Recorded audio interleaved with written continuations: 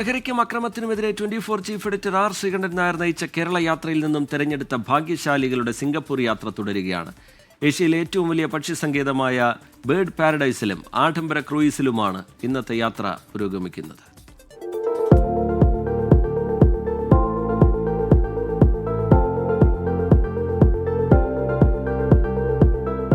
അമ്പരചുംബികളായ ഭീമൻ കെട്ടിടങ്ങളും സിംഗപ്പൂരിന്റെ വീഥികളുമായിരുന്നു ആദ്യ ദിനത്തിലെ ആകർഷണം.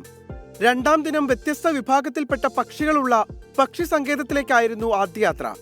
ലോകത്തിലെ 400-ലധികം വിഭാഗത്തിൽപ്പെട്ട പക്ഷികളാണ് ഇവിടെയുള്ളത്. ആകാംക്ഷ നിറഞ്ഞതായിരുന്നു കാഴ്ചകൾ.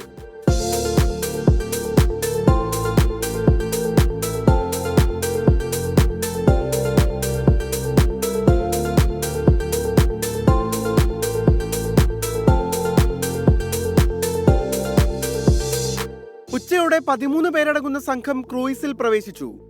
2 രാത്രിയും 1 പകലും കപ്പൽ യാത്രയാകും. 27 നിലകളിലുള്ള ക്രൂയിസിൽ ആഡംബര സംവിധാനങ്ങളാണുള്ളത്. 14 ജില്ലകളിൽ നിന്നും തെരഞ്ഞെടുക്കപ്പെട്ടവർക്കായി ബെന്നീസ് റോയൽ ടൂർസുമായി സഹകരിച്ചാണ് സിംഗപ്പൂർ യാത്ര സംഘടിപ്പിക്കുന്നത്. സിംഗപ്പൂരിനെ കണ്ടും കേട്ടും തൊട്ടുമറിഞ്ഞ് 24ന്റെ ഭാഗ്യശാലികളായ പ്രേക്ഷകരുടെ 4 ദിവസം നീണ്ടു നിൽക്കുന്ന യാത്ര തുടരുകയാണ്. ആഡംബര ക്രൂയിസിലെ കൂടുതൽ വിശേഷങ്ങളുമായി വരും മണിക്കൂറുകളിൽ കാണാം. രാഹുൽ സുരേഷ്, 24 സിംഗപ്പൂർ.